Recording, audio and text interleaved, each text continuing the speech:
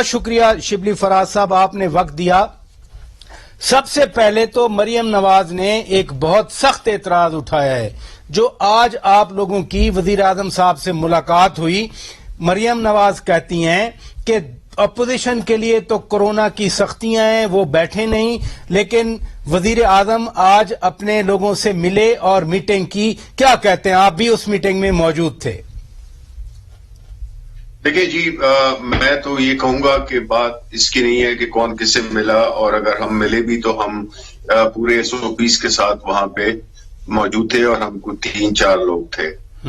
उसका मवाजना जो लश्करकशी मरियम नवाज प्लान कर रही हैं या थी इस पेशी के लिए, असल बात उस पे होनी चाहिए कि किस तरह से एक शख्स या एक शख्स जो वो कि मतलूब है किसी इदारे को, कानूनी इदारे को, और वो इदारा कोई इमरान खान ने नहीं बनाया था, वो इदारा पहले से बना हुआ था और इन्हीं के जमाने से उसके मुख्तलिफ नाम रहे हैं। लेकिन लोगों को सैफ रहमान भी याद है जिस तरह से वो सियासी वो करने के लिए, विक्टिमाइजेशन करने के लिए उन्होंने किस तरह से किस किस लोगों के साथ, जिसमें कि आसिफ अली जरदारी भी उनके उसका शिकार हुए, और उनकी जो वो जुबान का काटना भी, वो सब ये उस जमाने की बातें हैं। अभी जाहिर है कि लोग भूल जाते हैं। असल बात यह है कि जी हमने ये देखना है क्या हम इस मुल्क में वो कल्चर लाना चाहते हैं जहां पे कि किसी भी शख्स को, किसी भी मुल्जिम को अगर अदालत बुलाया जाए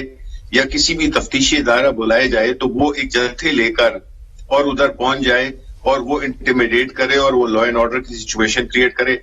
आया हम मुल्क में एक लाकानूनियत का कल्चर ला रहे हैं? आया हम इस मुल्क में जंगल का कानून नाफिज करना चाहते हैं? आया हम वो कल्चर जिसमें कि जिसकी लाठी उसकी भैंस, वो कल्चर लाना चाहते हैं? तो ये सवालात, असल सवालात ये हैं कि इस मुल्क से अखलाकियात को भी तबाह कर दिया गया और इस मुल्क में कानून की बालादस्ती को बिल्कुल तबाह बर्बाद कर दिया गया। ये चीजें जो कि जिस तरह से मरियम नवाज कर रही हैं, इससे क्या सबक मिलता है कि वो ये कह रही हैं कि हम कानून से बालातर हैं, हमारे लिए कानून कोई हैसियत नहीं रखता, कानून हमारे घर की लौंडी है। तो अगर ये कल्चर है तो फिर जो जेलों में लोग बंद हैं उनको छोड़ देना चाहिए, या वो भी जब आए किसी पेशी पे आए तो अपने साथ कुछ वो गुंडों को, बदमाशों को साथ में ले आए और वो अपने जज को जो है तो डरा धमका कर और वो उसके सवालात का जवाब या मुकदमे की जो प्रोसीडिंग है वो न चलने दें। तो सेनेटर साहब ये सूरत हाल जब है, नैब ने पिटीशन की लाहौर हाई कोर्ट में कि रैली को रोका जाए। उन्होंने कहा कि हम ऐसा नहीं कर सकते, हुकूमत सिक्योरिटी मुकम्मल फराहम करे।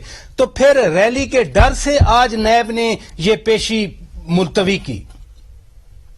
देखिए नहीं शौकत, मैं ये समझता हूं कि आप जैसे एक बड़े ज़हीन, एक बड़े मेहनती और बड़े एक संजीदा किस्म के एंकर और जर्नलिस्ट हैं आप। मैं ये नहीं एक्सपेक्ट करता आपसे कि आप इस बात पे बहस करें कि नैब ने क्या किया क्या नहीं किया। नैब जाने और वो जाने, हम तो एक बुनियादी उसूल की बात कर रहे हैं कि आप इस उसूल से इत्तेफाक करते हैं जिसमें कि जो मुल्जिम हो वो जो है तो वो कोतवाल को जो है तो वो डांटे।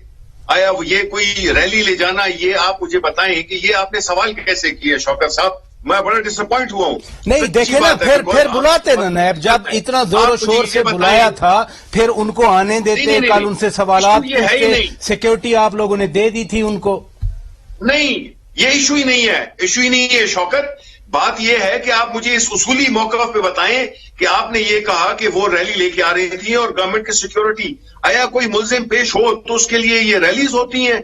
आप मुझे बताएं, आप मुल्क में ये कानून लाना चाहते हैं, आप इस चीज को इंकरेज करना चाहते हैं जिसमें कि लोग जत्थे लेके और लश्करकशी कर दें इदारों पे, जब चूंकि उन्होंने उनको बुलाया होता है तफ्तीश के लिए।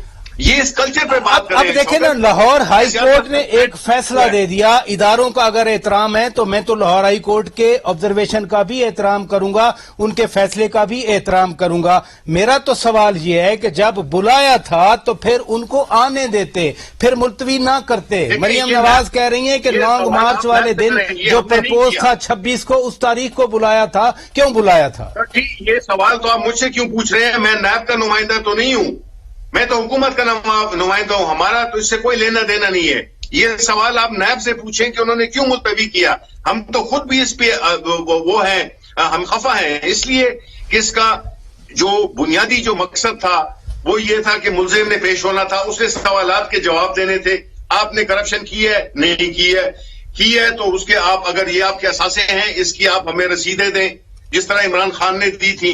अगर नहीं है तो प्ली बारगेन कर लें। लेकिन ये तो कोई तरीका नहीं है कि आप बजाय इसके कि इस चीज को कंडेम करें कि ये हरकत इस तरीका का तौर तरीका जिसमें कि आप धौस से जल से वो अपना लश्कर लेके जाएं, तो आप मैसेज क्या दे रहे हैं लोगों को? नहीं देखिए ना, आपने खुद खफगी कहा, सेनेटर साहब, आपने खुद कहा कि आप लोग खफा, आपने खुद कहा कि आप लोग खफा हैं। मैं भी तो यही बात आपके सामने रख रहा हूं। चले थोड़ा आगे बढ़ते हैं। ये रेंजर्स की डिप्लॉयमेंट, क्या पंजाब पुलिस पे एतमाद नहीं था कि वो सिक्योरिटी फराहम कर सकते हैं, रेंजर्स को भेजा गया?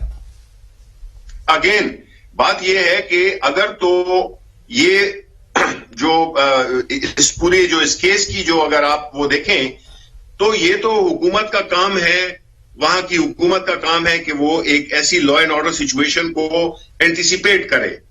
और जहां तक कि पुलिस का ताल्लुक है, ये भी एक एडमिनिस्ट्रेशन, आप पंजाब गवर्नमेंट से पूछ लें कि उन्होंने क्यों पुलिस को नहीं लगाया, उसकी डेफिनेटली कोई वजूहात होंगी। क्योंकि असल चीज क्या है कि आप, ये तो तय है ना कि सिक्योर करना है उस इदारे को। अगर आप इदारों को इस तरह जूती की नोक पे रखेंगे तो फिर ये मुल्क तो ना हुआ, ये तो राजवाड़ा हुआ, ये तो मुल्क जो है तो फिर जंगल का कानून हुआ। तो बहस तो, मुझे अफसोस इस बात का है कि शौकत कि बहस इस पे हो रही है कि जी ये क्यों हो गया। असल चीज जो है वो उस पे आप बहस करें मुझसे और किसी से भी, आपसे मीडिया से मेरी रिक्वेस्ट है कि आप इस चीज को आश्कार करें कि आया ये तरीकाकार दुरुस्त है जिसमें कि एक मुलजिम जो है तो वो धमकी देता है इदारे को और वो एक लश्कर लेके, एक रेंटा क्राउड फजल रहमान का लेके जाता है। वो वहां पे क्या हार पाने या तालियां बजाने जा रहे थे? ना, जैसे आप मुझे कह रहे हैं कि देखे ना, जैसे आप मुझे कह रहे हैं, आप मुझे कह रहे हैं, आप जैसे मुझे कह रहे हैं, आप मुझे कह रहे हैं कि आप नैब की तरफ से बात नहीं कर सकते।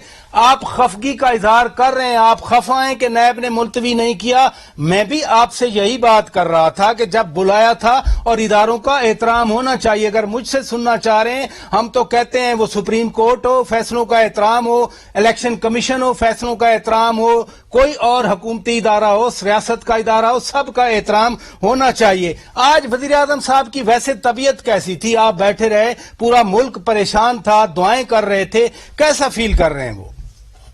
देखिए माशाल्लाह वो बिल्कुल काफी अच्छा रिकवर कर रहे हैं और जिस तरह के वो, उनको, आपको मालूम है, पूरे मुल्क को मालूम है कि वो एक मेहनती और एक मुल्क के लिए काम करने वाले लीडर हैं।